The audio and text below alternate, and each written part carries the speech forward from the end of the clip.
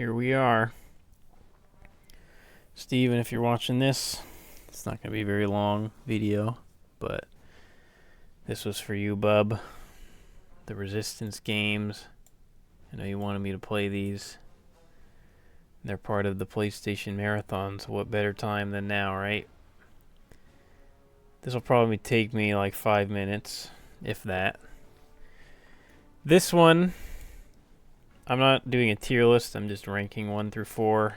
Did not play this. This one, boring as fuck. I played it for like an hour and I couldn't do it. Put it away. It controlled like shit. The aiming was shit. And I didn't want to sit through 6 hours of that or whatever, however long the game was, 6-7 hours. So, not gonna talk about that one that much. Not for me. Probably will never go back to it, try it. I'm sorry. If someone likes this game, I'm sorry. Not for me. What is number 3? Let's go with number 1 first. Resistance 3 is a clear favorite. Clear number 1. Not even really close. I think it just looked the best graphically. It played the best. It had the most interesting guns. All the guns like leveled up, so they'd give you a reason to actually use all the guns. It was actually kind of fun leveling up guns. Story-wise, I didn't really care. Pretty much for any of these games, I didn't really care about the story at all. But I guess this one had the best story of the 3, kinda. Yeah, I'd say it did, probably. Yeah, it's by far the best one. It's not even close, in my opinion. These ones are kind of a toss-up, honestly. There's things I like about each one. I think I didn't expect it, but I think 2 is actually my least favorite of the 3. I think it just had a bunch of bullshit.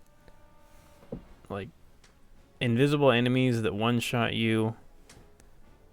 It felt like almost every time I died, it was just something fucking stupid that just didn't make sense or was like poorly designed.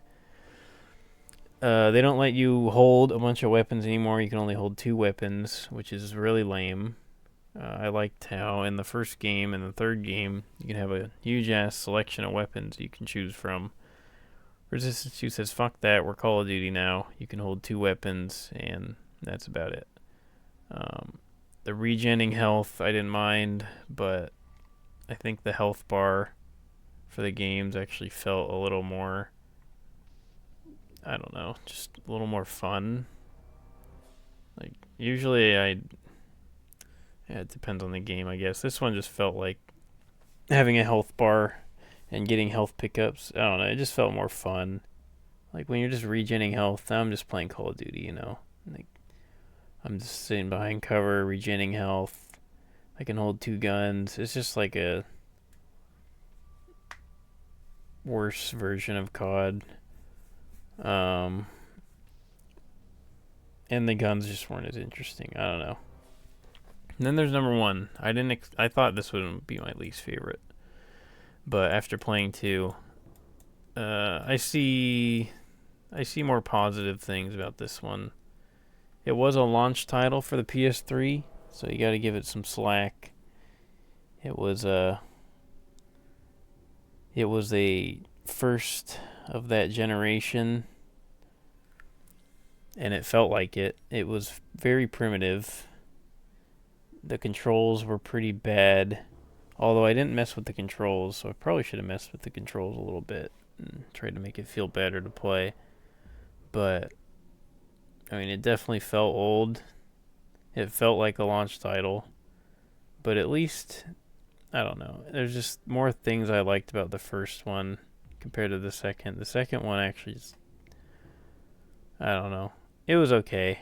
Like, it had its moments, but I think 3 and 1 are definitely better. 3 is the clear winner here.